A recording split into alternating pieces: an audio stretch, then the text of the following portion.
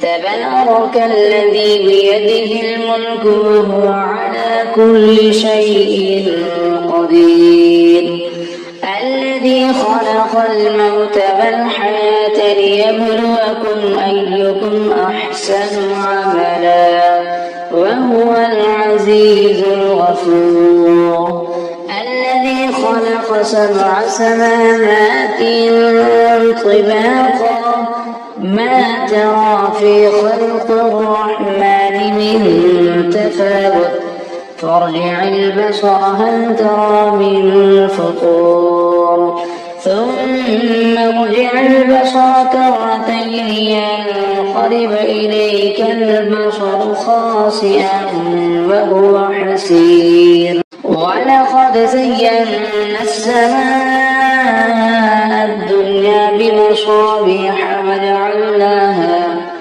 وجعلناها رجوما للشياطين وأعتدنا لهم عذاب السعير وللذين كفروا بربهم عذاب جهنم وبئس المصير إذا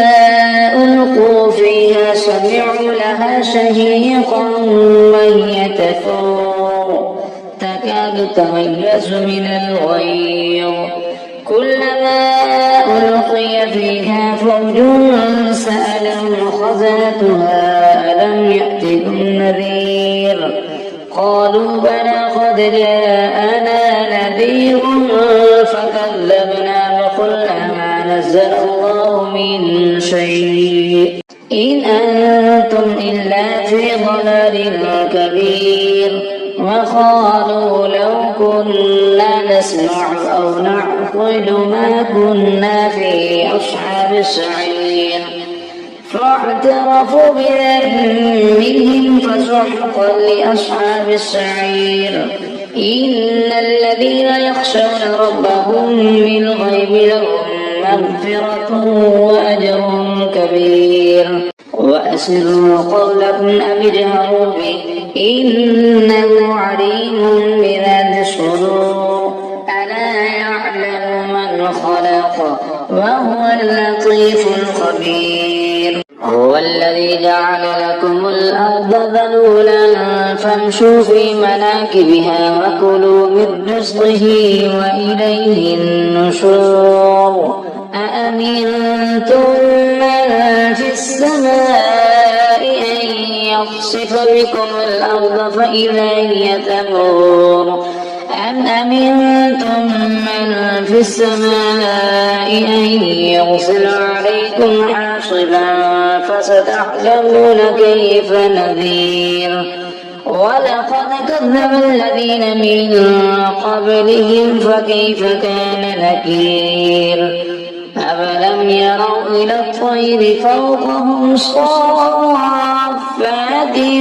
ويقبضن ما يمسكهن إلا الرحمن إنه بكل شيء بصير أمن هذا الذي هو جند لكم ينصركم من دون الرحمن إن الكافرون إلا في غرور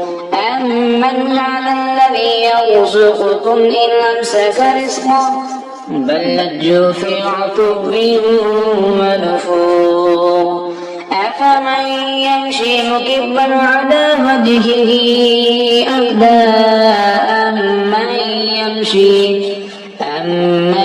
يمشي سويا على صراط مستقيم قل هو الذي أنشأكم وجعل لكم السمع والأبصار والأفئدة قليلا ما تشكرون قل هو الذي ذرأكم في الأرض وإليه تحشرون ويقولون متى هذا الوعد إن كنتم صادقين قل إنما العلم عند الله وإنما أنا نذير مبين فلما رأوه زلفة سيئت وجوه الذين كفروا وقيل هذا الذي كنتم به تدعون قل أرأيتم إن أهلكني الله ومن معي أو رحمنا فمن يجير الكافرين من عذاب أليم قل هو الرحمن آمنا به وعليه توكلنا فستعلمون من هو في ضلال مبين قل أرأيتم إن أصبح ماؤكم غورا فمن يأتيكم